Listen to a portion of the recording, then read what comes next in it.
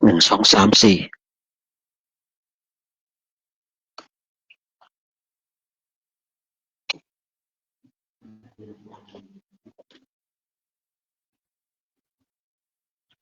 41 2 3 4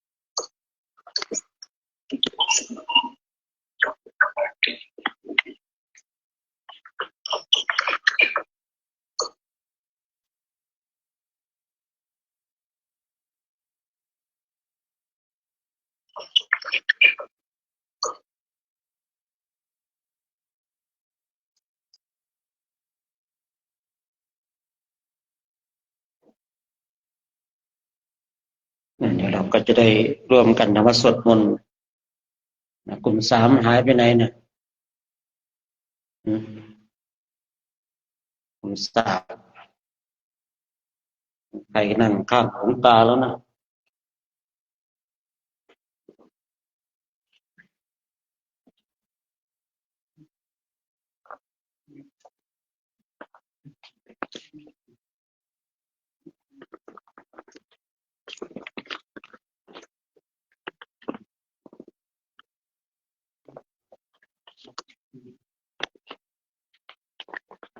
สองสามสี่ห้า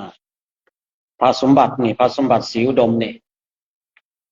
อยู่ในพระสมบัติอ่ะฮะหนึ่งสองสามสี่องค์ที่ห้ามีหรือเปล่าพระสมบัตินี่ฮะอ้าว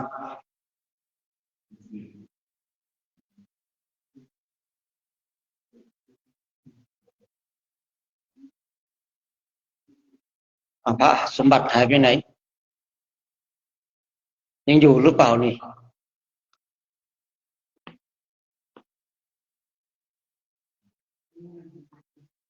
มีชื่อพระสมบัติหรือเปล่า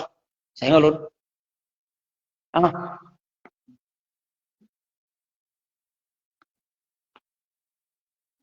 แล้วอยู่กลุ่มไหนน่ะท้ายสุดเลยน่ะกลุ่มหนึ่งแล้วเป็นอะไรตรงนั้นน่ะฮะไม่ไม่เต้มันต้องเข้าได้สิเมื่อคืนยังได้เลยนะอ้าวแสดงว่าเมื่อคืนหายตัวสิใช่หรือเปล่าเมื่อคืนได้มาร่วมหรือเปล่าตอนที่แบ่งกลุ่มอ่ะนั่งตรงไหนชื่ออะไรชื่ออะไรนะสุจินดาไปนนลำดับที่เก้านู่นนะไปเลยอ่าลำดับที่เก้านี่สุจินดานี่นะจินดานะ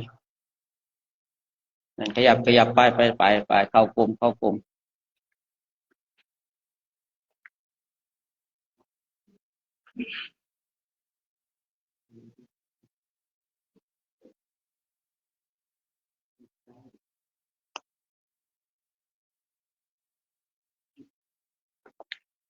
อาจารย์น้อยกลุ่มสี่ครับมันมีหรือเปล่ากลุ่มสี่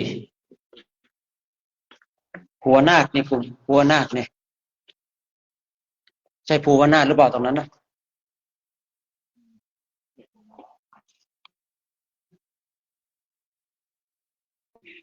มีมาหรือกับตนอยู่หรือเปล่า นี่ไงตามลำดับชื่อที่เขาเขียนมาเนี่ยพระรูปที่สองพระภูวนาถเนี่ยนะมีไหมชื่อนี้มีไหม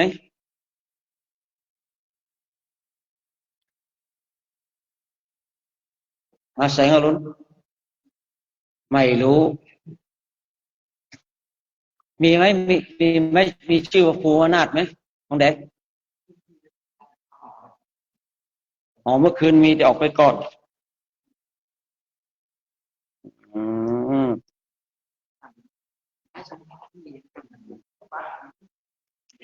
เดี๋ยวเอาทีละภูวนาถเนาะ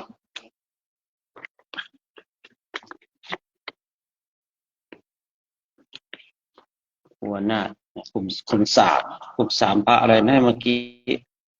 สมบัตินะ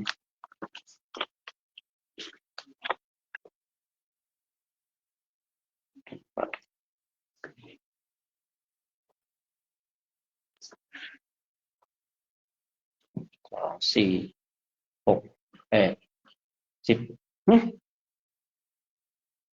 102 4 6 8 10กลุ่ม1 11เนาะ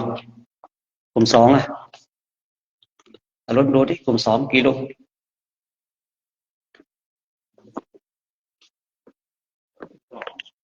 กลุ่มสอง12เนาะ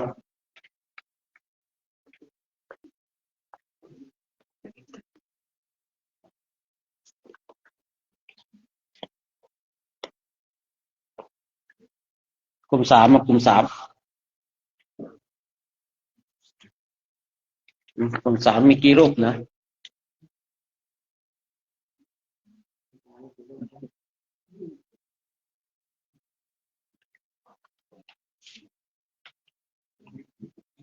กลุ่มสามมีกี่รูป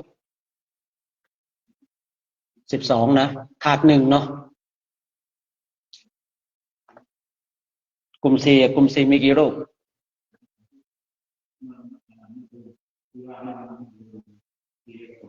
เอาที่ว่าไม่มีเมื่อคืนนะอ๋อที่เราเว้นที่ไว้นะอ๋อพระภูวนาถเนี่ยนะ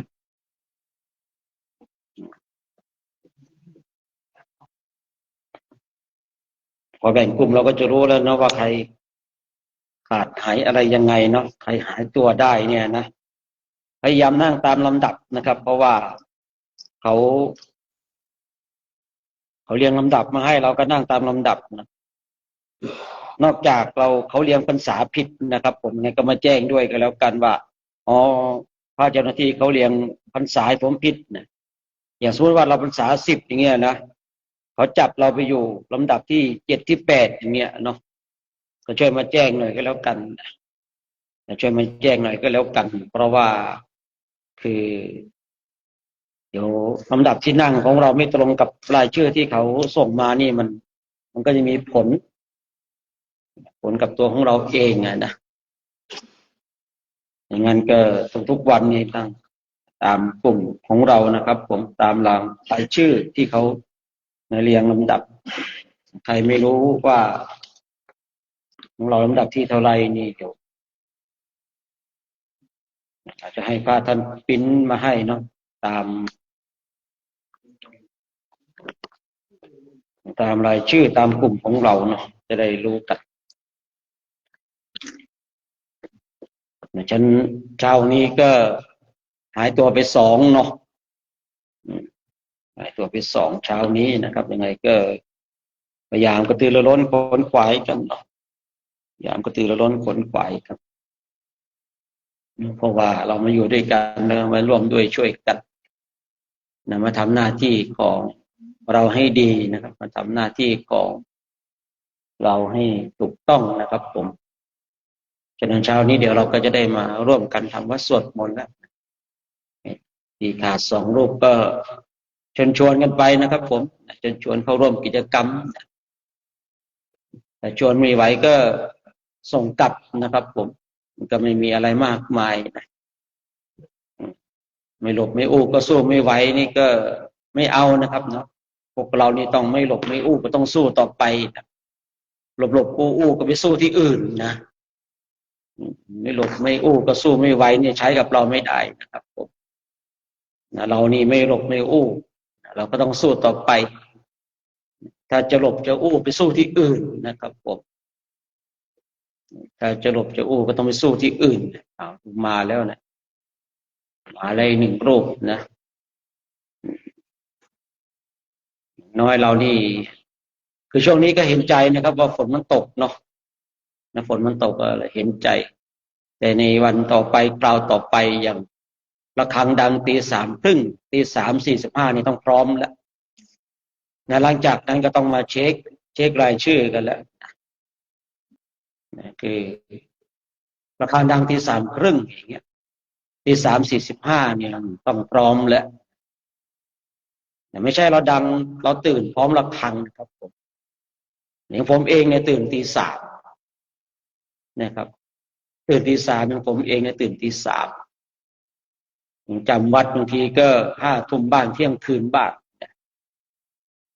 ผมเองก็ตื่นตี 3ตั้งแต่บวชใหม่ๆนอกจากที่ไม่สบายหรือว่าอะไรยังไงนะครับผมอันนี้ก็เป็นกรณีพิเศษแต่ถ้าปกติผมก็จะตื่นตี 3ตลอดเวลาจะมีงานหรือไม่มีงานก็ตามนะครับยิ่งสมัยก่อนนี่ก็จำวัดเที่ยงคืนตี 1เนี่ยบางทีสมัยก่อนตี 3ก็ตื่นมาลุกเดินจงกรมบ้างตื่นมานั่งสมาธิบ้างบางคราวก็ตื่นมานั่งสมาธิก็หลับนั่งหลับนะผมคิดว่านั่งหลับดีกว่านอนหลับนะมันก็มีความคิดเช่นนั้นนะ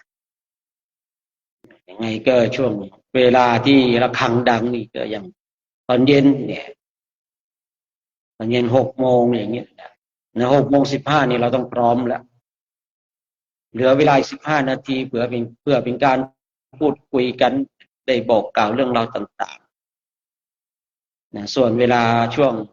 8 โมง ครึ่งเนี่ยนะอันนี้เราก็ต้องพร้อมเร็วนิดนึงนะครับเพราะว่าช่วงที่เราอยู่วัดเนี่ย8 โมง 45เราก็จะทำวัดสวดมนต์แล้วแต่ช่วงเวลาที่เราออกจาริกธุดงค์เนี่ยเวลาระฆังเนี่ยมันไม่แน่นอนนะครับผมเพราะว่าเราในช่วงเย็นเนี่ยสมมติว่าเราไปออกไปจาริกเนี่ยในช่วงเย็นเนี่ยบางทีเราก็มันไม่แน่นอนเพราะว่าเราต้องดูเวลาที่เราเดินไปถึงด้วยว่าเราเนี่ยถึงกี่โมงแต่ที่รู้กันคือพอรักเสียงยาระฆังดังปุ๊บเนี่ยให้เวลาเตรียมเนื้อเตรียมตัวเนี่ย15 นาทีนะชื่ออะไรเราอะมาทีหลังนะมาทีหลัง2 รูปนะชื่ออะไรชื่ออะไรอะชื่ออะไรถามชื่อก็ตอบมาดินั่นชื่ออะไรอะนั่งอยู่แถวไหนกลุ่มไหนกลุ่ม 2กลุ่ม 3ลำดับที่เท่าไหร่นั่งลำดับที่เท่าไหร่อะอะไรงงแล้วเว้ยคุณก็งงผมก็งงอะดีนะชื่ออะไรนะ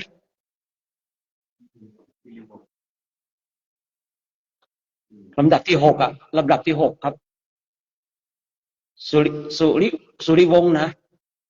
เออลำดับที่6พระสมบัติลำดับที่ 5ขยับเข้าไปพอไหมขยับไปงุ่นก่อนนะขยับไปนะผมไม่ใช่ใจดีเหมือนกับหน้าตานะ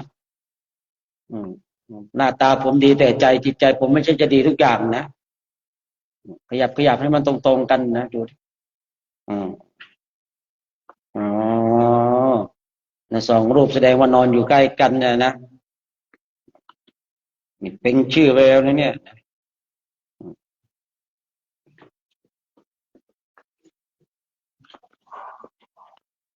เดี๋ยวเราค่อยขยับขยายดูอีกทีนึงนะครับผมนะฉะนั้นช่วงระยะเวลาเนี่ยครับเสียงสัญญาณระฆังดังนี่อย่างตอนเย็นเนี่ยปกติระฆัง6 โมงอะไรเงี้ย6 โมง 15ต้องพร้อมแล้ว6 โมง 15นี่ต้องพร้อมแล้วช้าสุดเลยนะ15 นาที เนี่ยคือเราบอกว่าโอ้ผมเตรียมตัวไม่ทันครับ ถ้าเราเป็นบุคคลที่แบบทำอะไรช้าเนี่ยเราจะต้องตื่นก่อนนานๆครับอย่างสมมติว่าระฆังดังตี 3:30เนี่ยตี 3:15เนี่ยช้าสุดต้องพร้อมแล้วเนี่ยถ้าเราทำ15 นาทีเราไม่ทันเราก็ต้องตื่นก่อนเราก็ต้องตื่นตี 2กว่าไม่ใช่ว่าเราตื่นพร้อมเสียงสัญญาณระฆังบางทีเนี่ยมันยังไงมันทำให้เราบางทีเราไม่ได้ทำอะไรที่รวดเร็วนะครับบางคนเนี่ยลีลามากเนี่ยนะต้องขัดแป้งมีผมเขียนคิ้วทาปากก่อนเนี่ยนะกว่าจะขยับเขยื้อนเคลื่อนไหวกายมาได้อย่างเงี้ยฉะนั้นก็คือพูดง่ายๆว่าเมื่อเสียงสัญญาณระฆังดังเนี่ยช้าสุดใน15 นาทีต้องพร้อมแหละต้องพร้อมแหละช่วงเช้าช่วงเย็นเนี่ยนะในช่วงที่สายๆตอนที่เราจะทำวัดสวดมนต์เนี่ยอย่างนั้นเราระฆังดัง8:30เนี่ย8:45เราทำวัดสวดมนต์เราก็ต้องเร็วนิดหนึ่งนะเราจะต้องเร็วนิดหนึ่งนะครับผมดังนั้นช่วงนี้ก็ยังขาดไป1 รูปเนาะกลุ่ม4นะกลุ่ม4นะกลุ่ม4เนี่ยพระภูวนาถเนี่ยนะพระภูวนาถมาจากวัดไหนไม่รู้พระภูวนาถเนี่ยนะมาแขวงไหนรู้จักกันหรือเปล่านี่พระไทยหรือพระอะไรฮะพระภูวนาถสุขเนตรเนี่ยไม่น่าจะเป็นของไทยนะไปว่ากันเนาะเดี๋ยวเราทำวัดสวดมนต์ก่อนนะโอ้เวลาล่วงเลยมาเยอะเลยนี่วันนี้เป็นวันแรกเนาะที่เราแบ่งกลุ่มแล้วก็เลยอาจจะยังนานนิดนึงนะครับวันต่อไปก็มีความกระตือรือร้นนะมีความกระตือรือร้นกันไปเดี๋ยวเราคุกเข่าบนมือเพื่อนจะได้ทำวัดสวดมนต์กันมา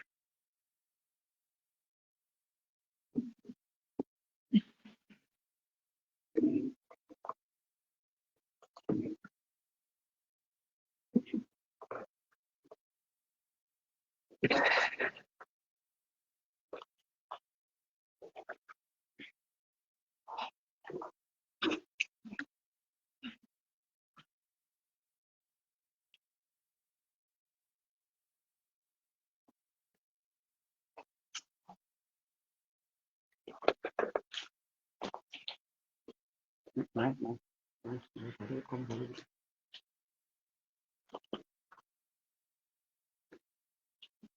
ันนี้ไปนี่แหละ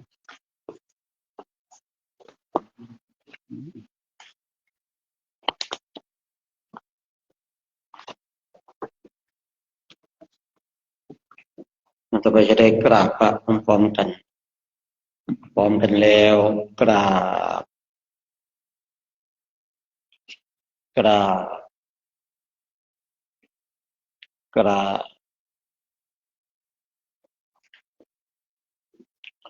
ต่อใจเราจะไม่แปะนะครับ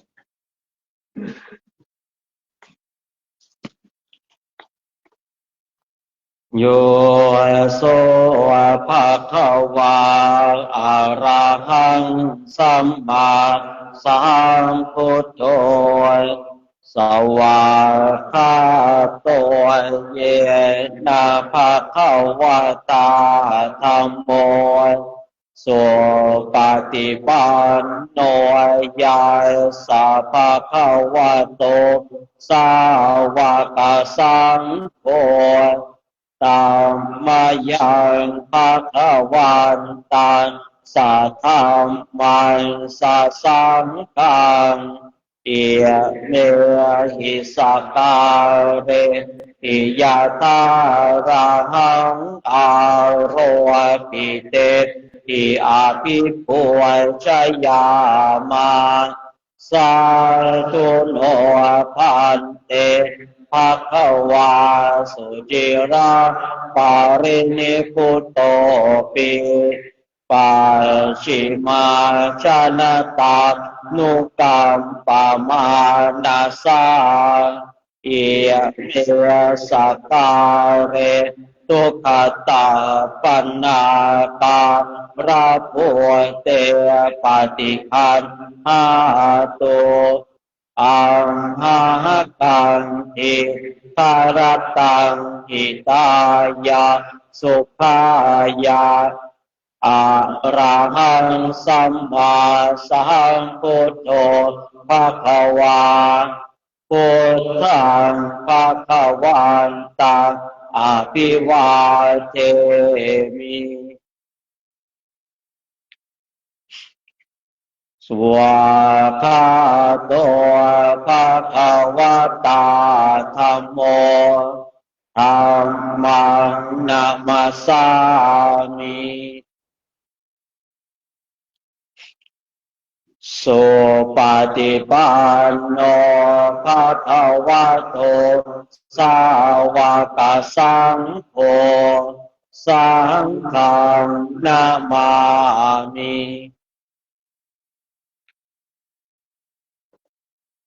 อันดมยังพุทธสาปะคะวะโตปุปภาคณมการังกะโรมะเสนะโมตัสสะภะคะวะโตอะระหะโตสัมมาสัมพุทธัสสะ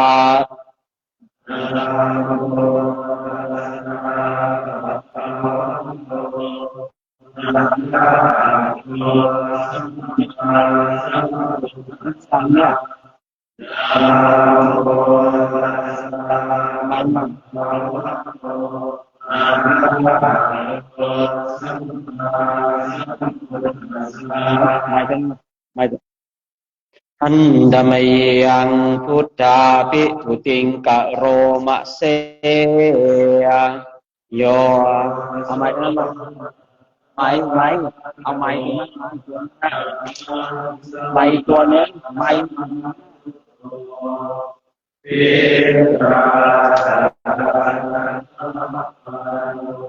สุขโตโลกาวิโตไม่ใช่วิสัทธามาสารติสาทาเทวมนุษย์สายังพุทโธภะคะวาโยอิมันโลกัสสะเทวกังสัมมาระกังสัพพมะกังสามานะพระมานิงปัจจังสัตเตวามโนสังสายังอภิญญาสัจจิกาตวาปเวเทสิโยธรรมังเทเสสิอาทิกัลยาณังมากัลยาณังปริโยสานะกัลยาณังสัพพังสัพพยัญชนะเกวราปาริปุณณังปาริสุทธังพระมจาริยังปกาเสสิตามหาภะวันตังทิปุชยามิตามหาภะวันตังศิราสานามามิอันดมยังธัมมาภิทุติงกะโรมะเสโยโสสาวะคาโตภะคะวะตาธัมโมสันติติโกอาคาลิโกเอหิปัสสิโกโอปานายิโกปัจจตาเวทิตาโพวิญโยหิตามหังธรรมังอภิปุชยามิตามหังธรรมังศิราสานามามิ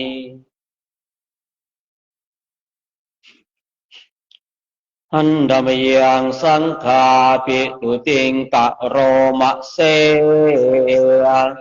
โยโสสุปฏิปันโนภะคะวะโต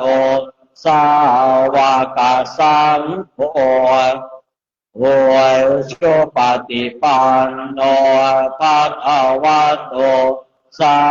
วกสังโฆยายาปฏิปันโนภะคะวะโตสาวกสังโฆมีจิปฏิปันโนภะคะวะโตสาวกสังโฆจิตังจัตตาริปุริสายุคานิอัตถปุริสปุคลา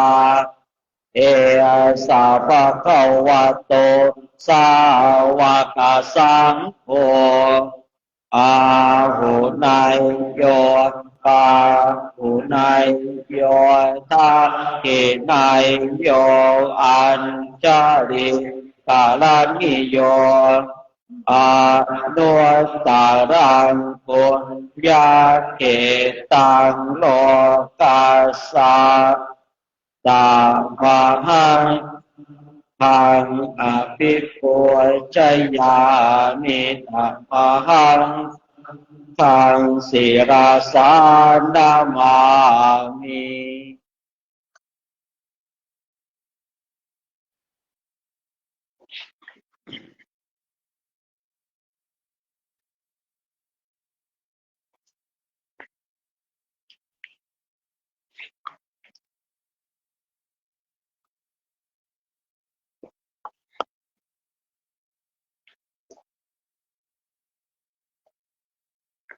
อันดามิยังรัตนสยปนามาคาทายโยเจวะสังเวคปริกิตนะปาตัญจะปัญหามะเสพุทโธสุสุโธกรุณามหันนโวโยจันตสุทธาปรายานาโลจโนโลยกายสาปาปัวปากิเลสาคาตาโกวันทามิพุทธังอะหะมัคคะเรนะตังอังโมปะทิยโกวิยตาสัสสะตุโนโยมาคาตากามัทเปตาพินนาโคโลโกตาโรยโยจัตตาตาเทียปโนวันทามิธรรมังอะหะมาตาเรนะตังสังโฆสุเกตาปยติเกตาสัญญิโตโยทิทาสันโตสุขตานุโปตะโกโลราปะหิโนอริโยสุเมธาโสวันทามิสังฆังอะหะมาตาเร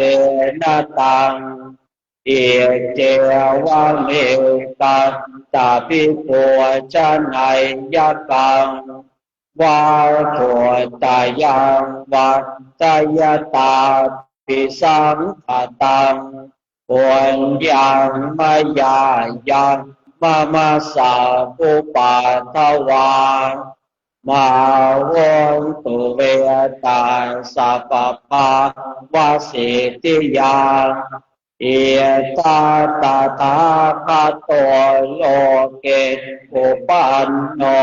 อะระหังสัมมาสัมพุทโธธัมโมจัตเตสิโตนิยานิโกอุปัสสามิโกปารินิพพานิโกสัพพะตถามิสุขตาภเวทิโตมายันตังธรรมังสุตวาเอวัญชานามา ชาติปิทุกขาชาราปิทุกขามรณะปิทุกขังโสกปาริเทวะทุกขโทมนัสสุปายาสาปิทุกขาอาปิเยหิสัมปโยโคทุกโขปิเยหิวิปโยโคทุกโขยัมปิจังนรปัตติตัมปิทุกขังปิเตนะปัญจุปาทานาขันธาทุกขาชัยยติตังโรกุปาทานาขันโทเวทโนปาทานาขันโทสัญโยปาทานาขันโทสังขาโรปาทานาขันโทวิญญาณโนปาทานาขันโทเยสังปริญญาญาการมาโนโสภควาเอวังปะหุรังสาวะเกวิเนติเอวังปะคาจะปันนาสะภะคะวะโตสาวะเกสุอนุสาสานิภะหุราปะวะตะติโรปังอนิจจังเวทนาอนิจจาสัญญาอนิจจาสังขาราอนิจจาวิญญาณังอนิจจังโร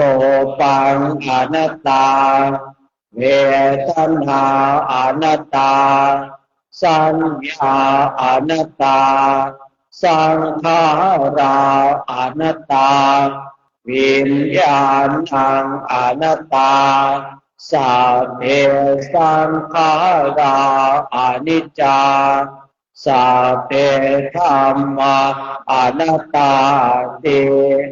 เตมะยังโอ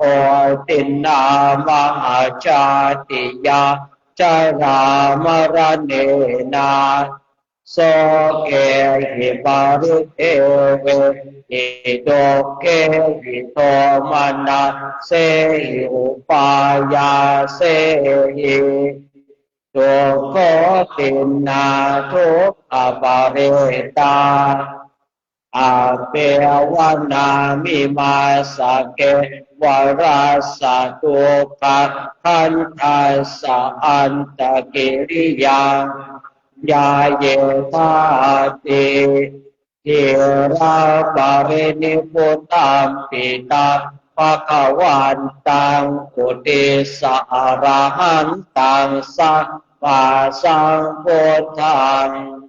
สัตตาอาคาราสัมมาอนาคาลิยังปา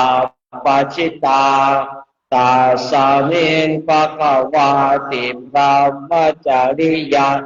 จารามาภิกขุนันสิกขาสาเกวัสสมาปันนาตังโนพระมจาริยังอิมาสเกวราสตุกะขันธัสสะอันตกิริยังวัตตโตติ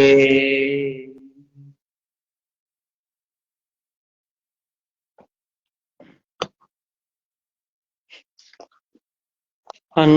ธรรมยังตังคณิปัจเจเวคนาปาตังอนามะเสปาติสังขายโยนิโสจิวรังปฏิเสวามิยาวะเทวาสิตาสาปฏิฆาตายาอุณหาสาปฏิฆาตายาอันสัมมาปัสสวาตาตาปาสิริสัพพสัมอาสานังปฏิฆาตายายาวะเทวาหิริโกปินาปฏิจจาธนาทัง ปฏิสังขายโยนิโสปินทปาตังปฏิเสวามิเนวาจวายนมัทายนมันดานายนวิปัสสนายายาวาเทวาอิมาสกายาสติติยายาปนายาวิหิงสุบารติยาพรหมจริยานุกหายาอิติปุรานันจเวทนาปฏิหังคามินวันจเวทนานาอุปาเทสามิยาตาราจเมภวิสติอนวัจตาจะพาสุวิหารโรจาติปฏิสังขายโยนิโสเสนาสนะปฏิเสวามิยาวาเทวาสิตาสาปฏิฆาตายาอุณหาสาปฏิฆาตายาทันสมาปัสสวาตาตปาสิริงสัพพสัพอาสานังปฏิฆาตายายาวาเทวาอุตโตปาริสยาวิโนทานังปฏิสัลลานาลามาทังปฏิสังขายโยนิโสกิลานะปัจจยะเอสาจะปาริภารังปฏิเสวามิยาวาเทวาอุปันนานังเวยาปาติกานังเวทนานังปฏิฆาตายาอาปยาตาจาปรมัตตายาติในวันนี้เราสวดบทธรรมจักรวัฒนสูตรกันมีมนต์พิธีก็เปิดไปที่86ใช่หรือเปล่า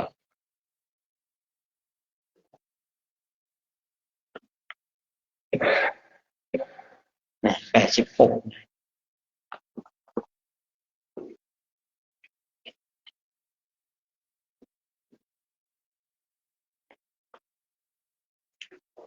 นะโมตัสสะภะคะวะโตอะระหะโตสัมมาสัมพุทธัสสะนะโมตัสสะภะคะวะโตอะระหะโต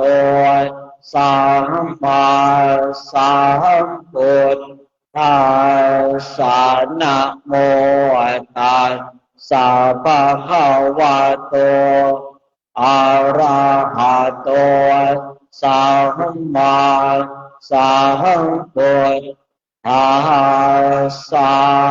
พุทธังสารนังคัจฉามิธัมมังสารนังคัจฉา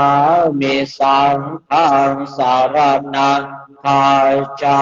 มิทุติยัมปิพุทธังสารนังคัจฉามิทุติยัมปิธัมมังสารนังคัจฉามิทุติยัมปิสังฆังสารนังคัจฉามิตติยัมปิพุทธังสารนังคัจฉา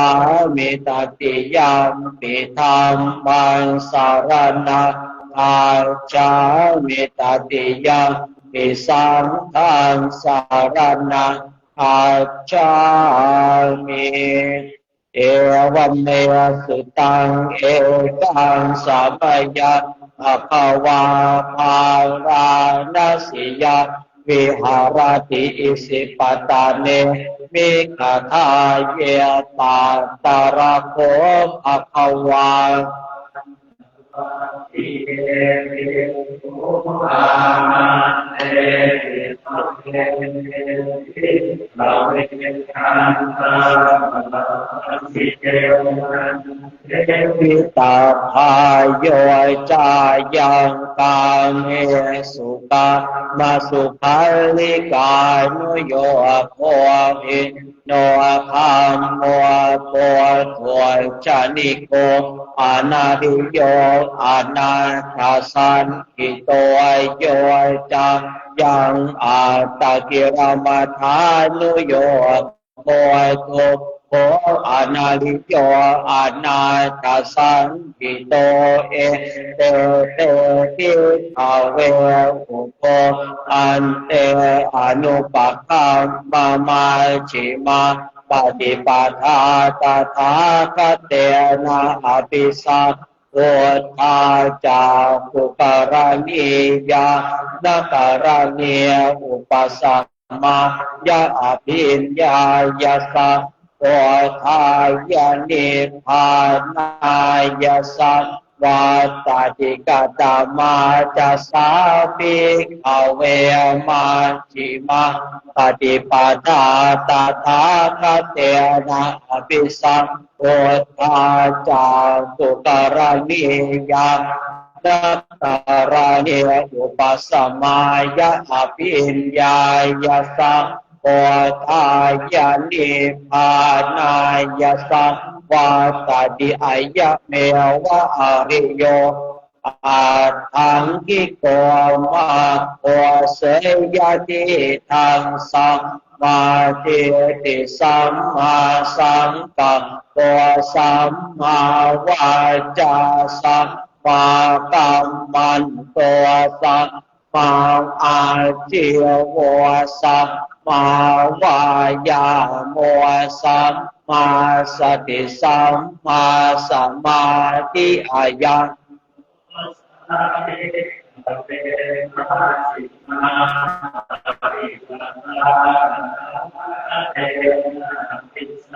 พุทธาจาปุการณียานาการณียอุปสัมมา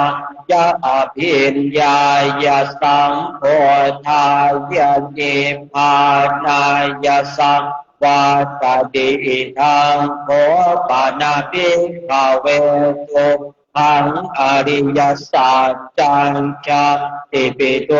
ทาจตาปิโตธามรณังปิโตทังโสปปาริเทวะโตอะโตมานาสุปายาสาปิโตธาปิเยหิสัมปโยโหตุโหปิเยหิวิปโยโหตุโหยามปิจังนารปฏิตัมปิโตหังสังกิเตนะปัญจุปาทานาขันธาทุกขาอิทังโหปานาภิกขเวทุกขสมุทัยโยอริยสัจจังญายังตันหาโพนปวิกานันติราคะสหคตาตาตารตาตาราทินันทินิเสยยติทางกามตัณหาภวตัณหาวิภวตัณหาอิทังโภปานาภิกขเวทุกขานิโรธอริยสัจจังโยตัสสาเยวตัสอายะอาเสสะวิราคานิโรธจากโพปฏินิสัตโพโมติอานาลโยอิทังโพปานาภิกขเวทุกขานิโรธคามิเนียปฏิปทาอริยสัจจังอายะเมวะอริโยอาทังกิโกมาโอเสยติทังสัมมาทิฏฐิสัมมาสังกัปปะสัมมาวาจาสัมมากัมมันโตสัมมาอาชีวะสัมมาวายาโมสัมมาสติสัมมาสมาธิทังทุทังอริยสัจจันติเมภิกขเวโมเ เพอนันโนสุเตสุธรรมเมสุจักขุงอุทธัปปาทิญาณังอุทธัปปาทิปัญญาอุทธัปปาทิวิชชาอุทธัปปาทิอาโลกอุทธัปปาทิตังโมปานิทัง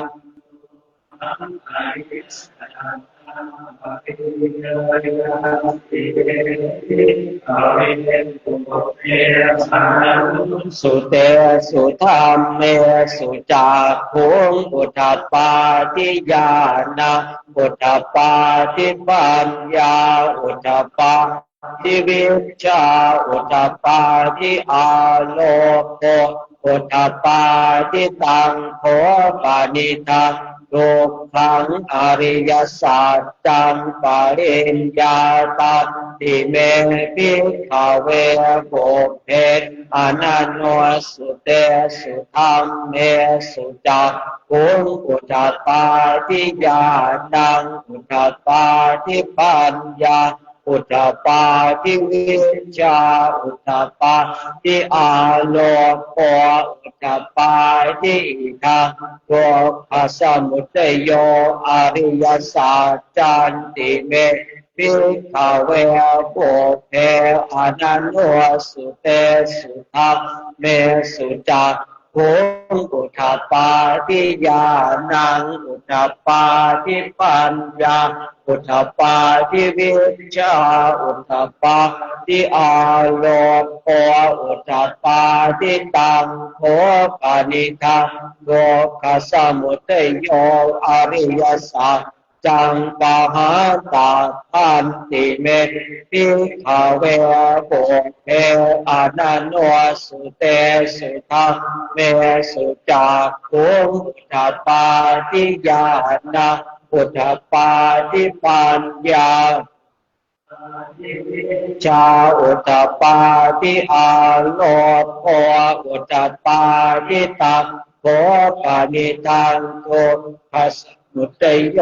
อริยสัจจังปะหิทันติเมภิกขเวปุพเพอนันโนสุเตสุธรรมเมสุจักขุงอุทธัปปาทิญาณังอุทธัปปาทิปัญญาอุทธัปปาทิวิชชาอุทธัปปาทิอาโลกอุทธัปปาทิทางทุกขนิโรธอริยสัจจันติเมภิกขเวปุพเพอนันโนสุเตสุธรรมเมสุจักขุงอุทธัปปาทิญาณังอุทธัปปาทิปัญญาอุทธัปปาทิวิชชาอุทธัปปาทิอาโลกอุทธัปปาทิตังโขปานิทังทุกขนิโร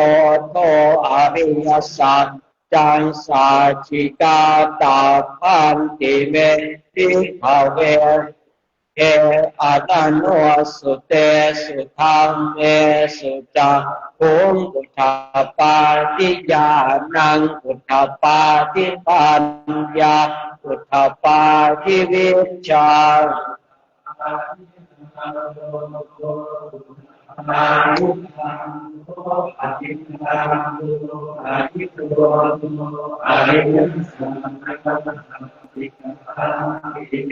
ภิกขเวเออนันโนสุเตสุธรรมเมสุขุงอุทธัปปาทิญาณังอุทธัปปาทิปัญญาอุทธัปปาทิวิชชาอุทธัปปาทิอาโลกอุทธัปปาทิทังทุกขนิโรธคามิเดียปฏิปทาอริยสัจจันติเมภิกขเวปุพเพ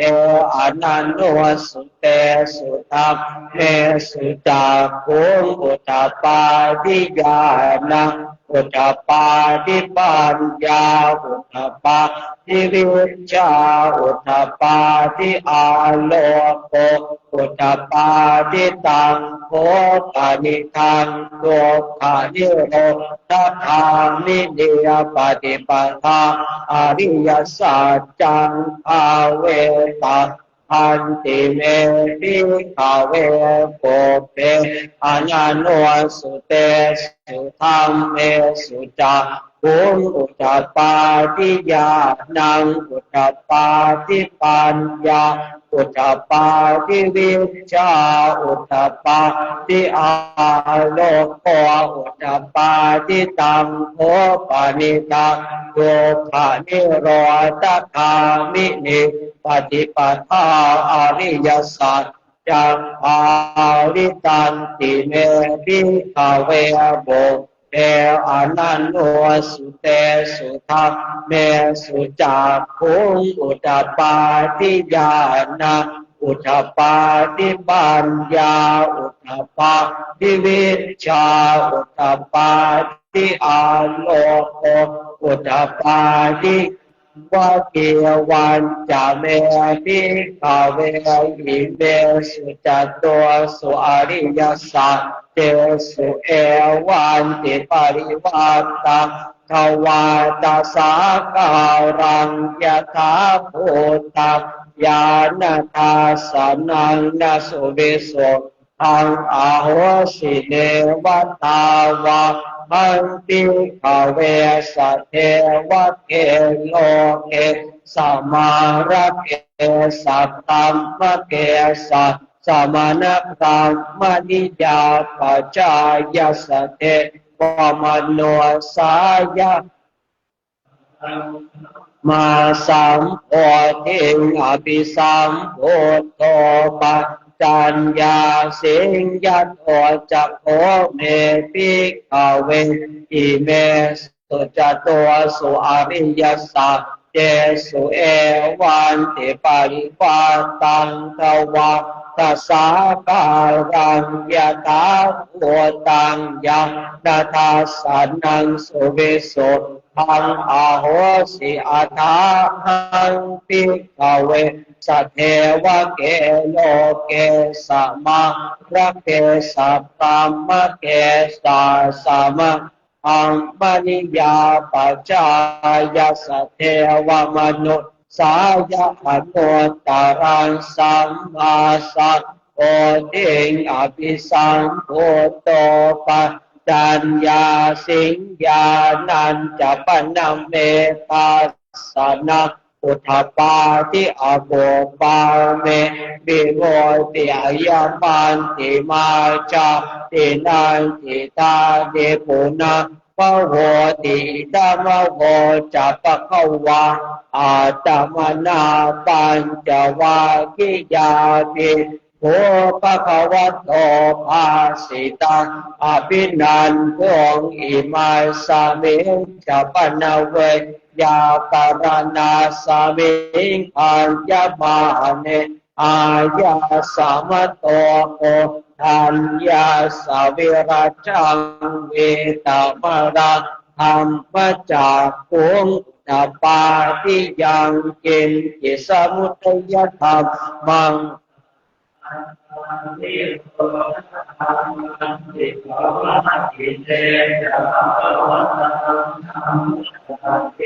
ภุมมาเทวาสัตธรรมโนสาเวสุเอตัมภะคะวะตาปาราณสิยังอิสิปตาเนมิกทาเยอนุตตรังธัมมจักกังปวัตติตังอาปฏิวัติยังสามเณรวาพระมเณรวาเทเวนวามะเรนวาพระมุนาวาเกณจิวาโลกาสมิติอุมมานังเทวานังสัตทังสุตวาจาตุมหาราชิกาเทวาสัทธม เวสุงจาตุมหาราชิกานังเทวานังสัพพังสุตวาตาวติสาเทวาสัพพมโนสาเวสุงตาวติสานังเทวานังสัพพังสุตวามาเทวาสาธมโนสาเวสุงยามานังเทวานังสัตตะสุตวาตุสิตาเทวาสัตธมโนสาเวสุงตุสิตานังเทวานังสัตตังสุตวานิมานรติเทวาธรรมโนสาเวสุงนิมานรตินังเทวานังสัตตังสุตวาปารณิมิสาวาสวัตติเทวาสัตธรรมโน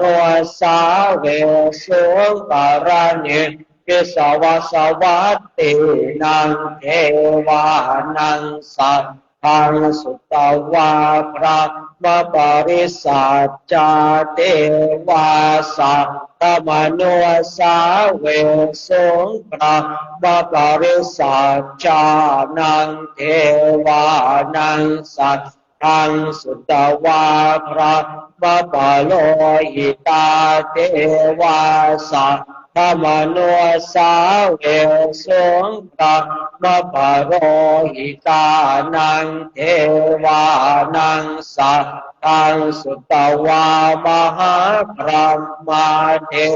วาสาธรรมโนสาเวสุงมหาพรหมานังเท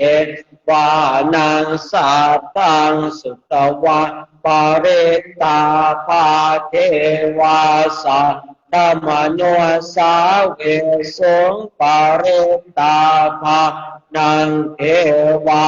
นังสัตตังสุตวาอาปมานาภาเทวาสัตธรรมโนสาเวสุงอาปมานาภานังเทวา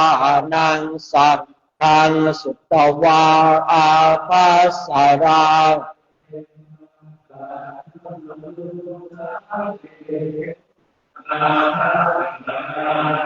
เทวานังสัตตังสุตวาปาริตาสุภาเทวาสัตธรรมโนสาเวสุงปาริตาสุภานังเทวานังสัตตังสุตวาอาปมาณสุภาเทวาสัตธรรมโนสาเวสุงอาปมาณสุภานังเทวานังสัตตังสุตวาสุภกินะหปาเทวาสัตธรรมโนสาเวสุภกินนะหกานังเทวานังสัตตังสุตวาเวภาภลาเทวาสัตธรรมโนสาเวสุงเบภาภลานังเทวานังสัตตังสุตวาอวิหาเทวาสัตธรรมโนสาเวสุงอวิหานังเทวานังสัตตังสุตวาอัตตาปาเทวาสัตธรรมโนสาเวสุงอัตตาปานังเทวานังสัตตังสุตวาสุทัสสะเทวาสัตธรรมโนสาเวสุงสุทัสสะนังเทวานังสัตตังสุตวาสุทัสสิเทวาสาเวสุงสุทัสสิ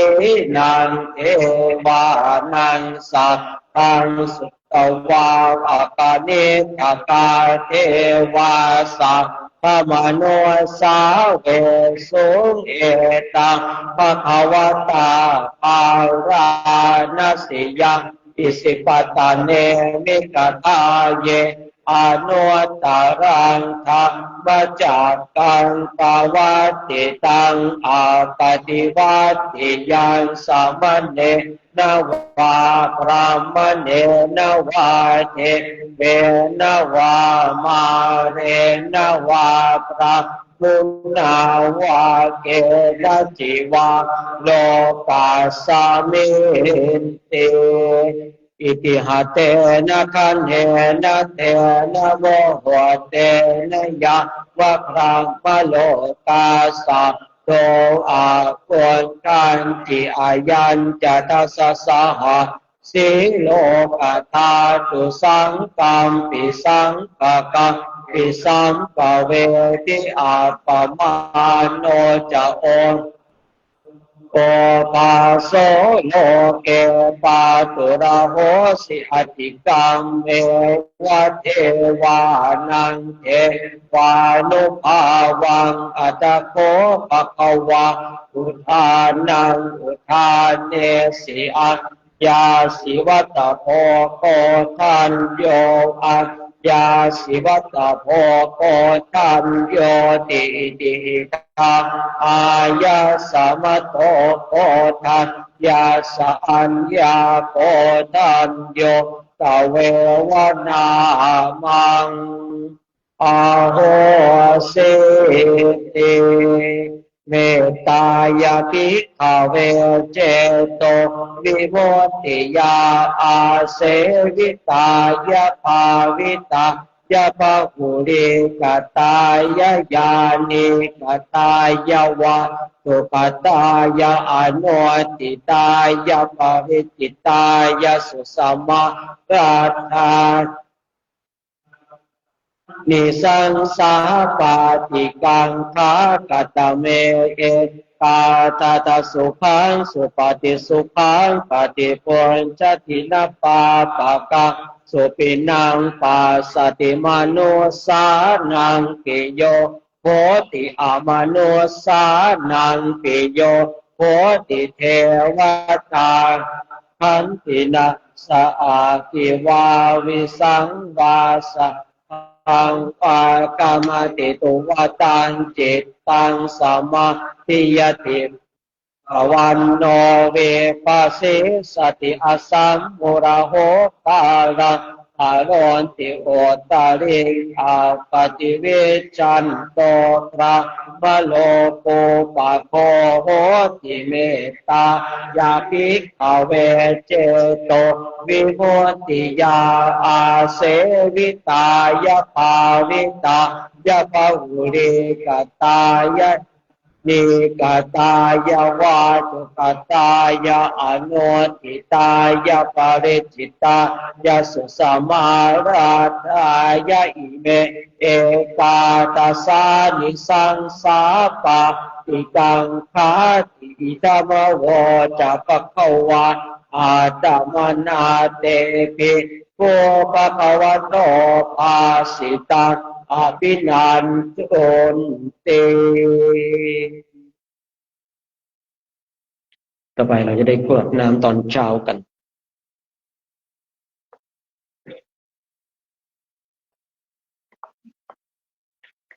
อันดามยังปฏิทานาคาทายโยนามาเสยาเทวตาสันติวิหารวาสินีตุเปหะเรโพธิภะเรตาหิงตาหิงตาธรรมตาเนนะปวันตุปูจิตาโส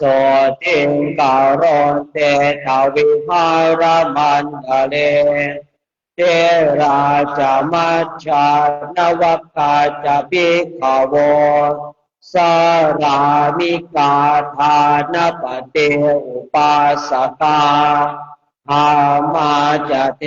สานิกามาจะอิสราสัพพานะพุตตาสุขิตาปวันตุเต จาราพุชาเยปิจาอันตสังภาวาสังเสตจาตาอัตโวปปาติกานิยานิการธรรมวรังปฏิจจเตสัพเพปิตุปัสสะกะโรนตุสังขยังทาตุจิรังสตังธัมโมทัมมาตราจาปุคลาสังโฆโหนตุสมาโภวะอันทายะจหิตายะจาอัมเหราคตุสาธัมโมสัพเพปิธัมมจาริโนโวติสัมปาปุเนยามาทาเมอริยาปเวทิเต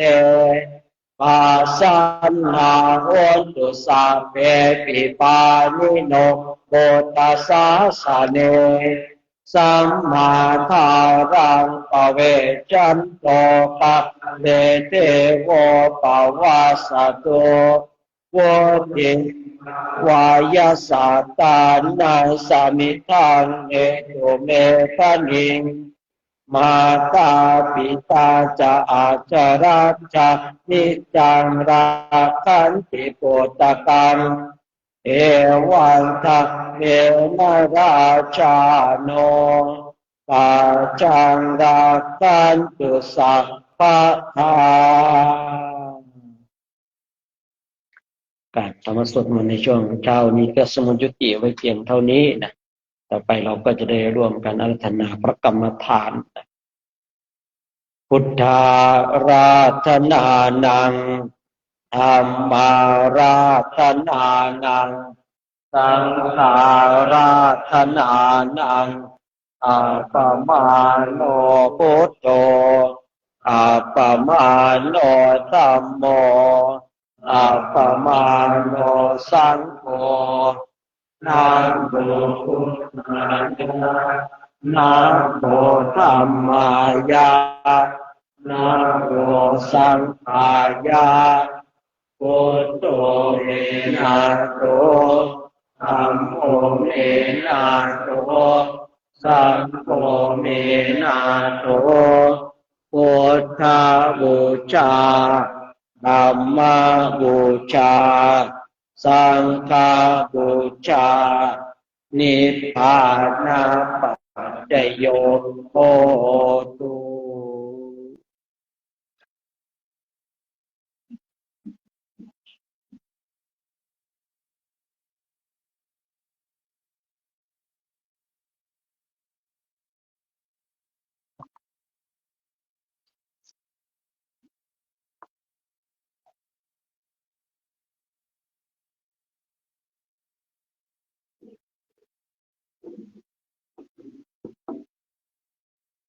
การสวดมนต์ก็ดีเนาะการภาวนาก็ดี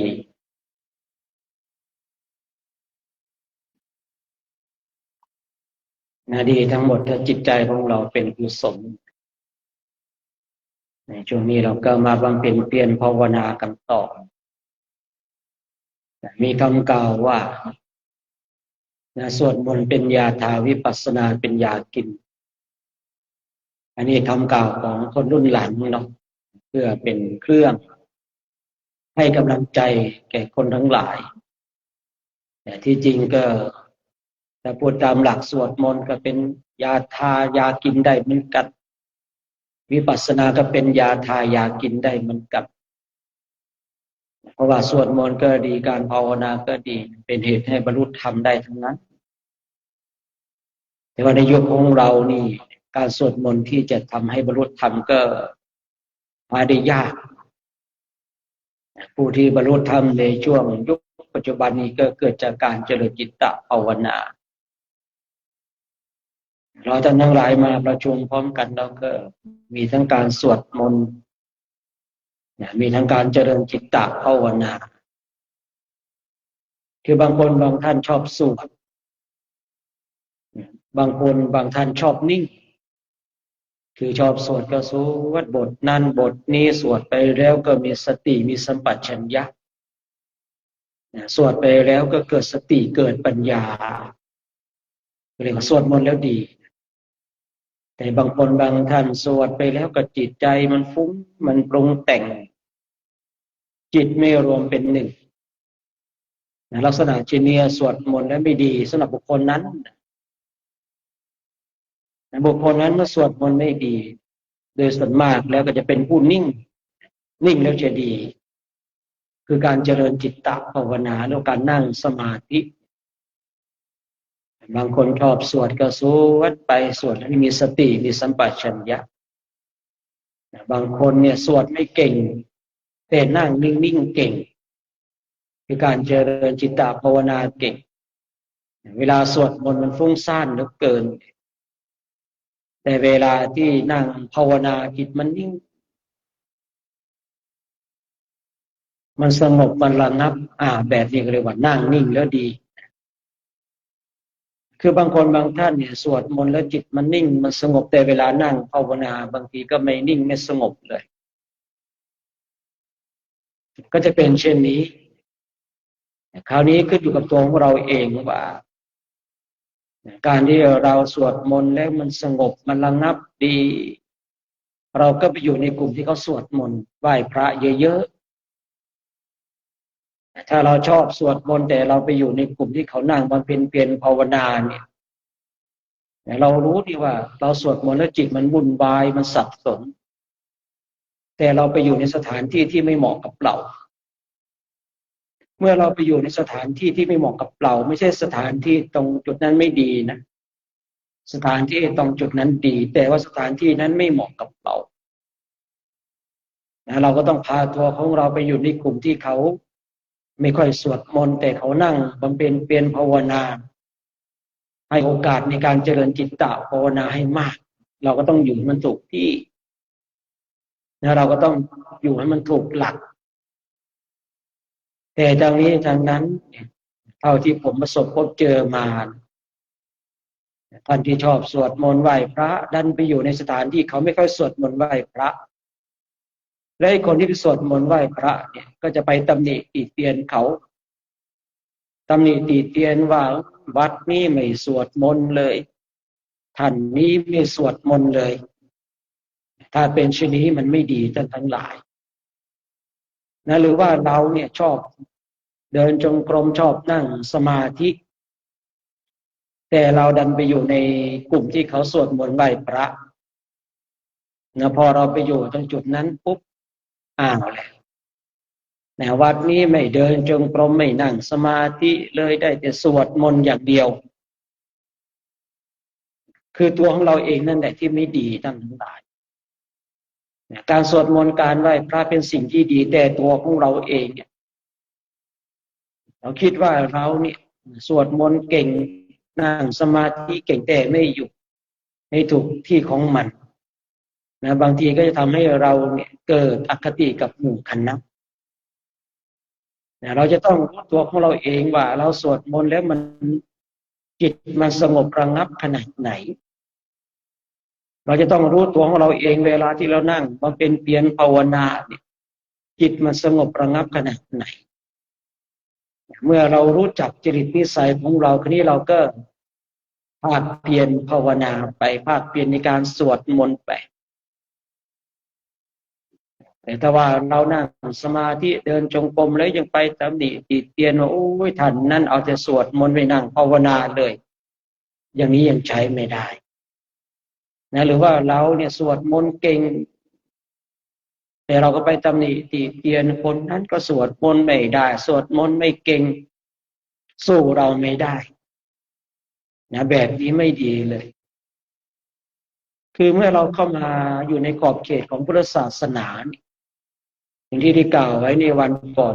คนเราเนี่ยมันเก่งคนละอย่าง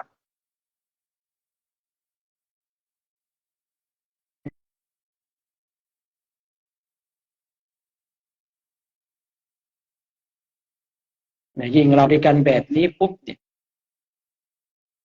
เราก็ลดมดการมีขนาดมีการพูดคุยให้กำลังใจเตือนสติกันก็พอประมาณทำไมถึงใช้คำว่าพอประมาณคือบางสิ่งบางอย่างเนี่ย มันมากเกินไปเนาะสำหรับบางรูปนะมันก็ไม่ดี เพราะว่าจิตของบุคคลนั้นเนี่ยคือเขายังรับไม่ได้ คือคนเราเนี่ยบางทีเนี่ยยังรับของหนักไม่ได้ก็ต้องรับของเบาๆก่อนอย่างเราเนี่ยถ้าไม่ได้รับการฝึกฝนอบรมในการยกของแบกของไล่ลำดับไปจากฝึกฝนอบรมจาก10 กิโลเมื่อเรายก10 กิโลเบาแล้วก็พัฒนาเป็น20 กิโลยกจนชำนาญแล้ว20 กิโลก็พัฒนาถึง100 โลได้แต่ถ้าให้เราเนี่ยปุ๊บปั๊บมายก100 กิโลเลยบางทีมันรับไม่ได้มันยกไม่ไหวบางสิ่งบางอย่างเนี่ยคือจิตของคนเราเนี่ยมันรับของหนักไม่ได้เราก็ต้องค่อยๆปรับกันไปช่วยค่อยๆขับเคลื่อนกันไปนะเริ่มจากเบาๆฉะนั้นการฝึกฝนการอบรมบ่มนิสัยของเราที่เรามาทำร่วมกันแบบนี้นะเรามาร่วมด้วยช่วยกันนะมาให้กำลังใจซึ่งกันและกันมาร่วมกันปรับอินทรีย์มาร่วมกันปรับอินทรีย์ของเราท่านทั้งหลายนะเพราะว่าบางรูปบางองค์ก็มีอินทรีย์ที่แก่กล้าบางรูปบางองค์ก็มีอินทรีย์ที่ปานกลางนะบางรูปบางองค์ก็มีอินทรีย์ที่อ่อนเหลือเกินนะเราจึงจำเป็นต้องมาปรับนะบางคนที่มีอินทรีย์ที่แก่กล้าแล้วแต่ตัวหลอดนะรู้หลักในการฝึกฝนอบรมบุคคลที่มีอินทรีย์ที่แก่กล้าก็สามารถเป็นแบบอย่างให้กับหมู่คณะได้บางคนบางรูปที่มีอินทรีย์ที่อ่อนเราก็ต้องผลักดันตัวของเราเองว่าทำไมครูบาอาจารย์ท่านนั้นเพื่อนสาธมิกท่านนั้นท่านยังนั่งสมาธิได้เดินจงกรมได้ทำไมท่านยังมีความอดทนเข้มแข็งทำไมท่านยังมีความพร้อมเพรียงในการเข้าสู่ที่ประชุมบุคคลที่มีอินทรีย์อ่อนจะต้องปรับตัวปรับตัวเข้าหาหมู่คณะถ้าเราไม่รู้จักการปรับตัวอินทรีย์ของเราอ่อนตัวของเรานั่นเองที่จะพลาดโอกาสสิ่งที่ดีงามเมื่อเราพลาดโอกาสสิ่งที่ดีงามแล้วกุศลทั้งหลายก็ไม่เกิดขึ้นเพราะสิ่งที่ดีงามมันขาดหายเราพลาดโอกาสไปแล้วบุคคลที่มีอินทรีย์อ่อนจะต้องมีความภาคเพียรพยายามบางทีเรานั่งภาวนาไปลุกลี้ลุกลนเห็นพระมหาเถระพระเถระเพื่อนสาธมิกนั่งนิ่งสงบท่านก็เป็นคนเหมือนกันนะท่านก็มีเวลา24 ชั่วโมงเหมือนกันนะท่านก็ดื่มข้าวฉันข้าวดื่มน้ำฉันข้าวเหมือนกันทำไมท่านเหล่านั้นจึงทำได้นะทำไมเราทำไม่ได้นะผมเองสมัยที่ผมบวชใหม่ๆผมคิดเช่นนี้นะเห็นครูบาอาจารย์ท่านเดินจงกรมนั่งสมาธิประพฤติพรหมจรรย์เดินจงกรมนั่งสมาธิทำไมเขาทำได้ทำไมเราทำไม่ได้ทำไมเราทำไม่ได้มันย้อนกลับมาดูตัวเองมันต้องทำได้สิพูดง่ายๆว่าเขาก็คนเราก็คนเหมือนกันทำไมเขาทำได้ทำไมเราทำไม่ได้วิคิดเช่นนี้มันมีแรงผลักดันทั้งหลายเนี่ยเคยนั่งได้5 นาที10 นาทีก็ลุกเดินจงกรมเดินจงกรมได้5 นาที10 นาทีก็กลับมานั่งสมัยก่อนนะพอเห็นเพื่อนประพฤติพรหมจรรย์เห็นครูบาอาจารย์นั่งได้เป็นชั่วโมงเดินจงกรมเป็นชั่วโมงทำไมท่านทำได้ทำไมเราทำไม่ได้มันจึงมีแรงผลักดันเมื่อเรามีแรงผลักดันปุ๊บจากอินทรีย์ที่เราอ่อนก็จะพัฒนาเป็นอินทรีย์ที่ปานกลางเมื่อเรามีอินทรีย์ที่ปานกลางเราพัฒนาต่อไปเราก็มีอินทรีย์ที่แก่กล้า บุคคลที่มีอินทรีย์ที่แก่กล้าแล้วเนี่ยเรียกว่าเอาตัวรอดได้นะอยู่รูปเดียวก็ปฏิบัติได้อยู่กับหมู่คณะก็ปฏิบัติดีนะบุคคลที่มีอินทรีย์อ่อนหรือว่าอินทรีย์ปานกลางเนี่ยบางทีเนี่ยอยู่คนเดียวเนี่ยปฏิบัติไม่ได้มันไม่มีแรงผลักดันแต่เวลาอยู่กับหมู่คณะเนี่ยบางทีก็พอที่จะปฏิบัติได้ก็จะเป็นเช่นนี้ฉะนั้นเรามาร่วมด้วยช่วยกันเนี่ยมาเป็นแบบอย่างแห่งการฝึกฝนการอบรมนั่งบำเพ็ญเพียรภาวนาเราก็นั่งดูจิตดูใจหรือว่านั่งดูคำวงบริกรรมของเราไปกำหนดคำวงบริกรรมของเราไปนะจิตมันเป็นเช่นไรเราก็รู้จิตมันจะสงบเราก็รู้จิตของเราจะเข้าอัปปนาสมาธิก็รู้มันรู้ทุกอย่างทั้งนั้นไปคือฝึกจนชำนาญแล้วเนี่ยมันรู้ทุกอย่างที่มันรู้เพราะว่ามันได้รับการฝึกฝนมีสติมีสัมปชัญญะนั่งบำเพ็ญเพียรจิตของเราที่ทำไมวันนี้เนี่ยมันฟุ้งซ่านเหลือเกินมันสับสนเหลือเกินบางทีเนี่ยนะเนื้อจิตของเรามันก็ไม่ยอมให้นะจะให้มันสงบเนี่ยมันไม่ยอมสงบจิตของเราเองเนี่ยบางทีมันไม่ยอมลงให้นะเราต้องการให้มันสงบภาคเพียรภาวนาจะให้มันสงบมันไม่สงบเลยบางทีมันเอาไม่อยู่เหมือนกันนะผมเองเนี่ยบางทีสมัยก่อนเนี่ยไหนมันเอาไม่อยู่แล้วมันกำหนดไม่ได้เนี่ยก็ปล่อยให้มันไปมันอยากคิดมันอยากปรุงแต่งมันอยากฟุ้งซ่านปล่อยให้มันไปนะแต่เราไม่ลุกนะแต่เราไม่ลุกจากการนั่งสมาธินะคือพูดง่ายๆว่ากายนั่งจิตมันท่องเที่ยวไปเพราะมันกำหนดไม่ได้เอาไม่อยู่เอาไม่ลงในกรณีนี้สำหรับตัวของผมเองนะก่อนที่เราจะปล่อยให้จิตของเรามาท่องเที่ยวไปเนี่ยคือมันเต็มที่แล้วมันเอาไม่อยู่แล้วจิตมันไปยศจิตมันมีกำลังที่จะออกไปท่องเที่ยวไปแสวงหาที่เกิดถึงขั้นที่สุดแล้วผมก็ปล่อยมันไปปล่อยให้จิตมันท่องเที่ยวไป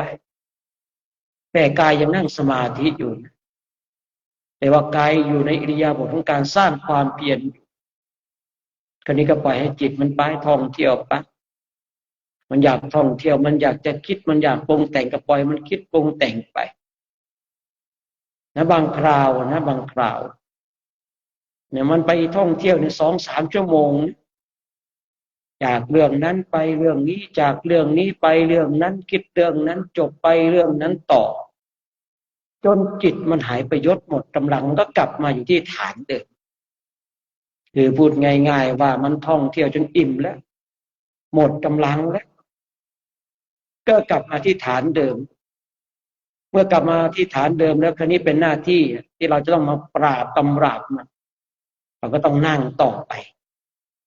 มันท่องเที่ยวไปภายนอกทั้ง2-3 ชั่วโมงเราก็ต้องนั่งภาวนาได้อีก2-3 ชั่วโมง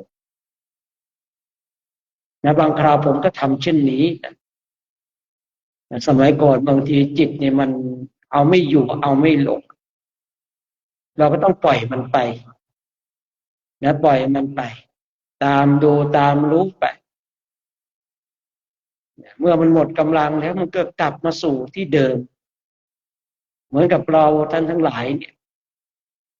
ไอ้ตอนมีกำลังกับไปโน่นไปนี่พอหมดกำลังแล้วก็กลับมาที่เดิมเหมือนกันจิตของเราเองก็เหมือนกันเมื่อเป็นเช่นนี้เราก็ต้องรู้จักจิตรู้จักการภาวนานะไม่ใช่ว่าเราฝึกฝนอบรมมันฟุ้งซ่านเหลือเกินวันนี้มันฟุ้งซ่านมันไม่สงบเลิกความเป็นเพียรแบบนี้จิตของเราจะไปก้าวหน้าจิตของเราจะไม่มีกำลังคือคนโดยส่วนมากเนี่ยคนโดยส่วนมากในเวลานั่งบำเพ็ญเพียรภาวนาเอาจิตไม่ลงจิตมันไม่ยอมกำหนดไม่ได้ ก็จะเลิกความเพียรถ้าเป็นเช่นนี้เนี่ยจิตของเราเนี่ยมันจะไม่มีกำลังและจิตของเรามันจะคุ้นเคยกับการพ่ายแพ้เมื่อจิตของเราคุ้นเคยกับการพ่ายแพ้ปุ๊บในคราวต่อไปในวันต่อไปเมื่อเรานั่งบำเพ็ญเพียรภาวนาแล้วเอาจิตไม่ลงจิตมันไม่ยอมจิตของเรามันคุ้นเคยกับความพ่ายแพ้มันก็จะวันนี้ไม่สงบเลิกความเพียรดีกว่ามันจะเป็นเช่นนั้นนะฉะนั้นเมื่อใดก็ตามถ้าเรานั่งบำเพ็ญเพียรภาวนาเนี่ยถ้าเราเอาไม่ลงจริงๆนะจิตของเราเนี่ยมันกำหนดไม่ได้เลยนะมันฟุ้งซ่านมันสับสนเราก็ปล่อยให้มันไปให้มันไปเฉพาะจิตกายของเราต้องอยู่ในอิริยาบถของการสร้างความเพียรแต่บางคราวผมก็ใช้วิธีนี้เนี่ยมันสงบระงับไม่ได้มันอยากจะคิดมันอยากจะปรุงแต่งมันอยากจะฟุ้งซ่าน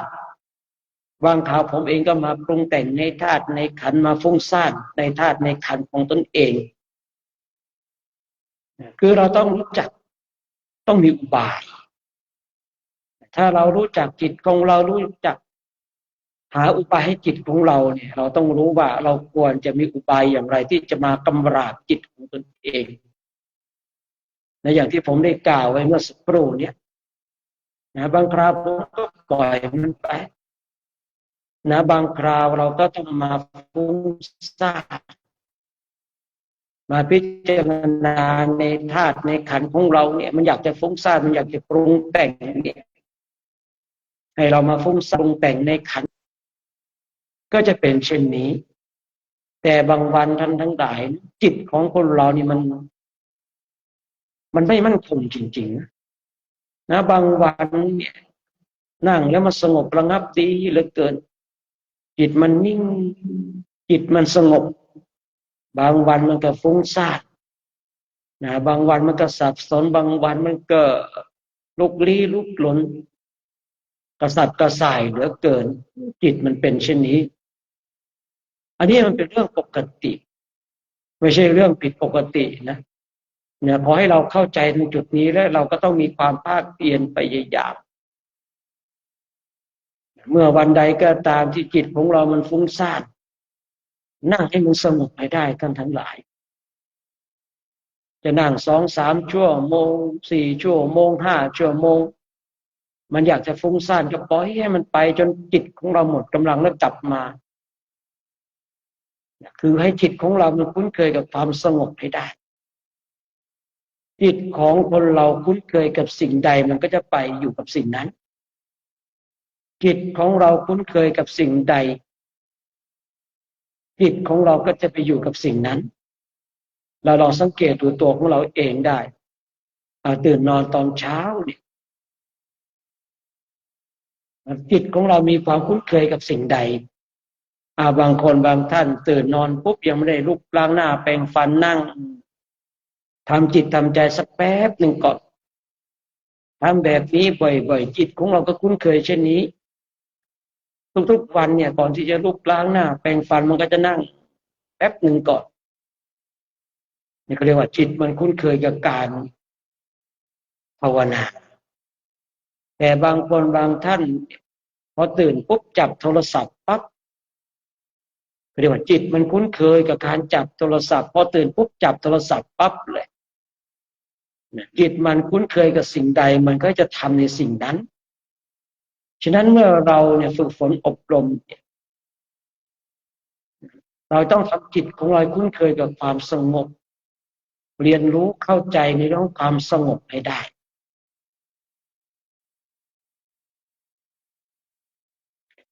เมื่อเราเรียนรู้และเข้าใจความสงบจิตของเรามันคุ้นเคยกับความสงบคราวนี้ก็ไม่ใช่เรื่องยากนะจิตมันรู้แล้วนี่ว่าตรงนั้นมันคือความสงบจิตมันรู้แล้วนี่ว่าจิตเนี่ยถ้าไปอยู่ตรงจุดนั้นมันมีความสุขจิตมันรู้นี่ถ้าไปอยู่ตรงนั้นแล้วเนี่ยทำให้จิตของตนเองมีกำลังในฝ่ายของกุศลมันคุ้นเคยกับสิ่งนั้นมันก็จะให้ไปสู่ในสิ่งนั้น เราจึงจำเป็นต้องมาภาคเพียรภาวนาให้จิตของเรามันคุ้นเคยกับความสงบ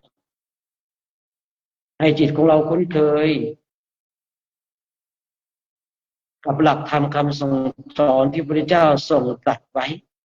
นะเดี๋ยวพระพุทธเองจะยุติการใช้เสียง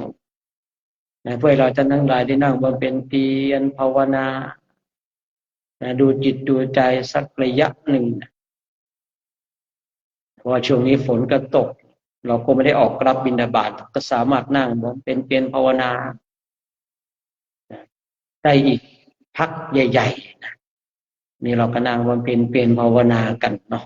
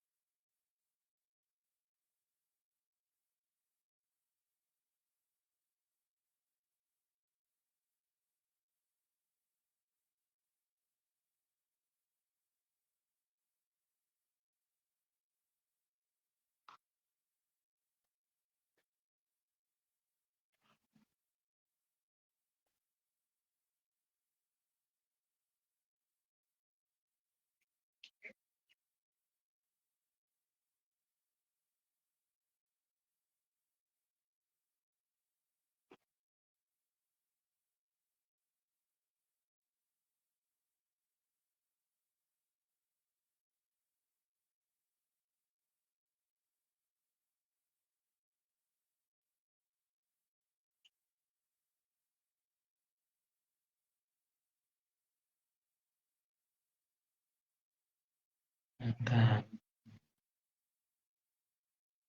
เจริญจิตภาวนาในช่วงนี้ก็สมควรแก่เวลาให้เราท่านทั้งหลายทำความสุขตัวทั่วพร้อมน้อมจิตน้อมใจจิตที่เป็นบุญเป็นกุศลเราจะได้ร่วมกันแผ่เมตตาให้กับสรรพสัตว์ทั้งหลาย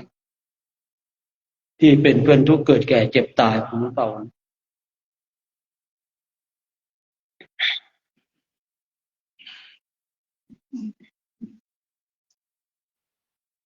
สัพเพสัตตาอาเวราโหนตุขอสัพพสัตว์ทั้งหลายทั้งปวงที่เป็นเพื่อนทุกข์เกิดแก่เจ็บตายด้วยกันทั้งหมดทั้งสิ้นจงเป็นสุขเถิดอย่าได้มีเวรต่อกันและกันเลย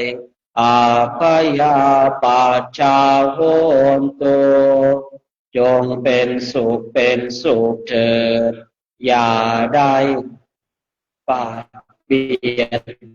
ยนซึ่งกันและกันเลยอานิโคโนตุจงเป็นสุขเถิดอย่าได้ปะกับใจเลยสุขีอัตตานังปริหารันตุจงมีแต่สุขกายสุขใจรักษาให้รอดพ้นจากทุกข์โทษเป็นภัยอันตรายทั้งปวงจงทุกข์ทั่วหน้าตาทังโภอารังมันสาเพปะเยปวันตุเตขอสัพพสัตว์ทั้งหลายทั้งปวงเหล่านั้นจงเป็นผู้มีส่วนได้เสวยผลบุญที่ข้าพเจ้าทั้งหลายได้บำเพ็ญแล้วนี้เถิ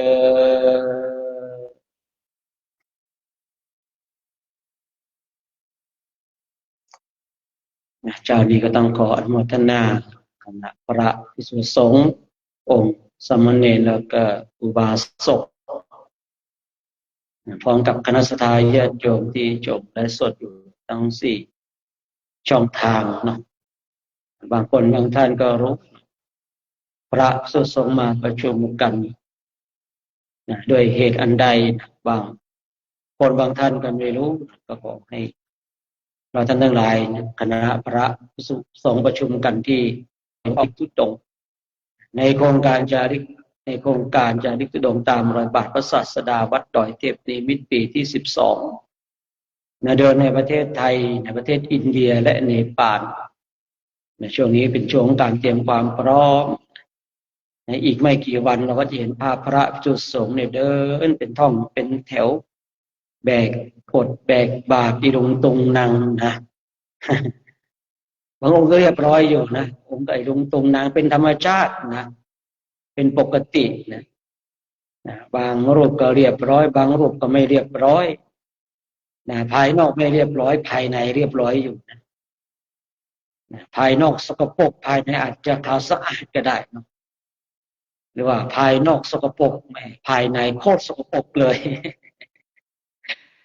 โดยส่วนมากพระเราเนี่ยบางทีภายนอกมันก็ดูซกมกนะจีวรไม่ซักเนี่ยนะอังสะไม่ซักอย่างนี้น้ำท่าไม่อาบเป็นไหมเนาะน่าจะมีหลายรูปอยู่นะเมื่อวานเนี่ยไม่ส่งน้ำเนี่ยนะเราภายนอกมันคือภายในเราสะอาดอยู่แล้วเนาะภายนอกไม่ต้องเป็นห่วงเลยนะภายในมันสะอาดอยู่แล้วน่าจะมีหลายรูปอยู่นะอรุณสงหรือเปล่าเมื่อวานหลับไปแล้วอรุณหลับไปแล้วอรุณหลับไปแล้วอรุณหลับไปแล้วเห็นหลับทุกปีนะตั้งแต่ปีแรกจนปีที่4เนี่ยมานะนิ่งเป็นหลับขยับเป็นหิวอะ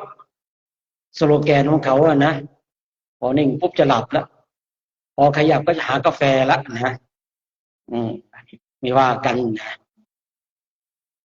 ไม่ว่ากันเพราะฉะนั้นเราท่านทั้งหลายนี่ก็คือมาประชุมพร้อมกันเนาะญาติโยมก็จะได้เห็นภาพของพระในการจาริกธุดงค์กันในอีกไม่กี่วันแล้วนะตอนนี้เพิ่งมาประชุมพร้อมกันก็ต้องขออนุโมทนากับญาติโยมทุกคนทุกท่านเนาะคณะของพระภิกษุสงฆ์ได้มาประชุมกันมีทั้งมาจากทางประเทศไทยแล้วก็ทางสป.ลาว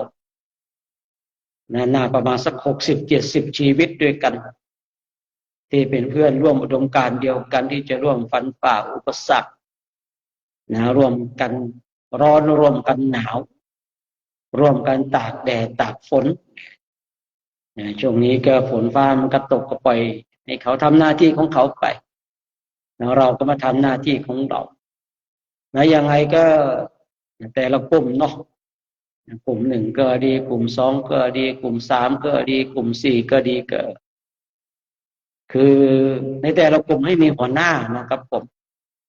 ให้มีหัวหน้าแล้วก็เลขาคือหัวหน้าเนี่ยอาจจะเป็นหัวแถวก็ได้เนาะแล้วแต่ว่าเราจะให้ใครเป็นหัวหน้าเนาะส่วนเลขาเนี่ยคอยประสานงานเอาบุคคลที่คล่องแคล่วว่องไวมีจิตอาสาพูดครั้งเดียวรู้เรื่องเลขาเนี่ยคือพูดครั้งเดียวรู้เรื่องจะได้ส่งบางทีกระจายงานไปว่าอ้าวเลขาไปบอกสมาชิกในกลุ่มที่ว่าอย่างนู้นอย่างนี้นะคือช่วงว่างๆก็ไปปรึกษากันนะครับผมว่าให้ใครเป็นหัวหน้าให้ใครเป็นเลขาเพราะว่างานบางอย่างก็จะส่งให้ที่เลขาให้เลขาไปบอกต่อกับสมาชิกในกลุ่มฉะนั้นเลขานี่ต้องเป็นบุคคลที่คือ1จิตอาสา2พูดครั้งเดียวรู้เรื่องพูดครั้งเดียวรู้เรื่องนะคือพูดหลายๆครั้งไม่รู้เรื่องนี่ก็เอาไว้ก่อนก็แล้วกันเนาะเพราะว่าคืออยากจะให้บุคคลที่เป็นเลขาคือมีจิตอาสาช่วยหรืออนุเคราะห์ในกลุ่มของเราแล้วก็จะได้ส่งต่องานบางสิ่งบางอย่างให้กับสมาชิกในกลุ่มของเราผู้ที่เป็นเลขานี่ก็ต้องกระฉับกระเฉงคล่องแคล่วว่องไวนะยังไงช่วงว่างๆก็ไปจับกลุ่มพูดคุยกันสนทนากันถามชื่อเสียงกันอะไรกันยังไงก็ว่ากันไปแล้วก็คอยบอกคอยเตือนกันนะคอยบอกคอยเตือนกันเลขานี่ก็ไปกระซิบกระซาบบอกได้หัวหน้าคุยอะไรพูดอะไรก็ต้องเชื่อต้องฟังกันนะคือเป็นเช่นนี้ท่านทั้งหลายสมาชิกในกลุ่มของเราเนี่ยใครเตือนได้ก็เตือนไม่ได้เราก็ไม่ต้องเตือนนะส่งเรื่องมาทางผมส่งเรื่องมาทางพระเดชพระคุณหลวงพ่อว่ารูปนั้นเป็นอย่างนั้นรูปนั้นเป็นอย่างนี้คือบางรูปเตือนไม่ได้ก็ส่งมาเนาะเราก็จะเตือนสำหรับบุคคลที่เตือนได้นะเตือนไม่ได้แล้วก็ส่งมาทางนี้เดี๋ยวจัดการเองนะเราจัดการเองให้อยู่ในกรอบให้อยู่ในกฎอยู่ในระเบียบเพราะว่าของเรานี่ก็จะเน้นในเรื่องของการภาวนาเป็นหลักนะในเรื่องของการเป็นหลักแล้วก็ปรับกันไปเพื่อให้กลุ่มของเราคณะของเราเนี่ยขับเคลื่อนไปด้วยธรรมด้วยวินัยอย่างไรก็ฝากไว้ก็แล้วกันเนาะช่วงว่างๆก็ในแต่ละกลุ่มเนี่ยกลุ่ม1กลุ่ม2กลุ่ม3กลุ่ม4เนี่ยก็พูดคุยกันนะตอนนี้เรายังนอนกระจัดกระจายแต่เวลาตอนที่เราออกจาริกก็จะพักเป็นกลุ่มละพักเป็นกลุ่มระบบกลุ่มก็จะเข้ามาช่วยเหลืออนุเคราะห์สงเคราะห์ซึ่งกันและกันเราช่วยในกลุ่มของเราก่อนเมื่อในกลุ่มของเราเรียบร้อยเราอยากจะไปช่วยในกลุ่มอื่นก็ได้อยู่เหมือนกันนะแต่เราเอากลุ่มของเราก่อนในเบื้องต้นนะครับ พอในกลุ่มของเราเรียบร้อยเราก็เอาไปกลุ่มอาจจะเห็นกลุ่มนั้นเขาช้าเราก็ไปช่วยก็ได้อยู่ให้เราดูแลในกลุ่มของเราเมื่อกลุ่มของเราเรียบร้อยอาจจะไปชุมอื่นก็ได้อยู่เหมือนกันนะเพราะว่าเรามาอยู่ด้วยกันเราก็มาช่วยเหลืออนุเคราะห์สงเคราะห์นะซึ่งกันและกันฉะนั้นก็ฝากไว้นะว่านะให้เราไปเลือกหัวหน้านะให้เราไปเลือกเลขาขอย้ำนะเลขานี่ก็เอาบุคคลที่กระฉับกระเฉงกล่องแก้ววงไปนะพูดคุยฟังผมครั้งเดียวรู้เรื่องนะพูดคุยนะฟังผมครั้งเดียวรู้เรื่องอย่างสมมติว่าอ้าวท่านเลขาไปบอกให้นะสมาชิกในกลุ่มอาบน้ำทุกรูปนะสมมตินะเรารับแค่รอบเดียวก็จำได้สามารถไปบอกสมาชิกในกลุ่มได้นะไม่ใช่ว่าอ้าวท่านเลขาไปบอกสมาชิกในกลุ่มให้ส่งน้ำทุกรูปนะเฉยชาหลงลืมอย่างนี้เอาไว้ก่อนก็แล้วกันนะเลขาแบบนี้นะเพราะว่าอะไรเพราะว่าต้องการบุคคลที่รับงานครั้งเดียวรู้เรื่องนะครับผมเพราะว่าตอนที่เราออกจาริกธุดงค์เนี่ยก็หนักนิดนึงคอยประสานงานต่างๆนะคอยเป็นตัวเชื่อมนะระหว่างสมาชิกในกลุ่มของเราแล้วก็พระเจ้าหน้าที่นะบางทีเราก็ไม่จำเป็นต้องไปบอกทุกรูปแต่ให้ท่านเลขาไปบอกมันก็ฝากไว้ก็แล้วกันเนาะเรื่องเช้าของวันนี้นะวันนี้ก็ต้องขออนุโมทนาสาธุการกับคณะพระภิกษุสงฆ์องค์สามเณรแล้วก็อุบาสกแล้วก็คณะสัตยาญาติโยมที่ได้รับชมไลฟ์สดอยู่ก็ขอให้เราท่านทั้งหลายนี่จงมีความสุขนะมีความสงบมีความร่มเย็นที่สิ่งประการใดที่เป็นไปโดยชอบประกอบในธรรมแล้วก็ขอให้สิ่งนั้นจงสำเร็จจงสำเร็จจงสำเร็จด้วยเธอ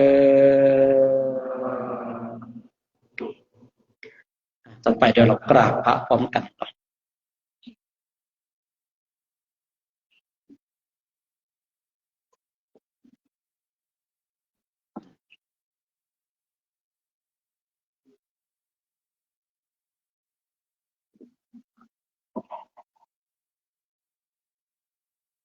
อะระหังสัมมาสัมพุทโธภะคะวาพุทธังภะคะวันตังอะภิวาเทมิสวากขาโตภะคะวะตาธัมโมธัมมังนามาสามิสุปันโนภะคะวะโตสาวกสังโฆสังฆังนามามิมหาตาปิตุปุนังอะหังวันทามิคุโรอุปัชฌาย์อาจาริยปุนังอะหังวันทามิน้อมจิตน้อมใจกราบคุณครูบาอาจารย์พร้อมกัน3 ครั้งพร้อมแล้วกราบ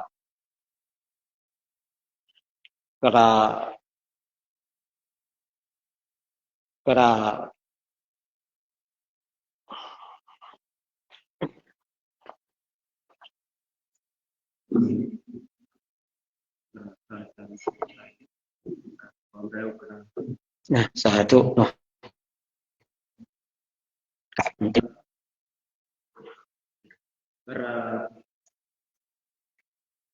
สา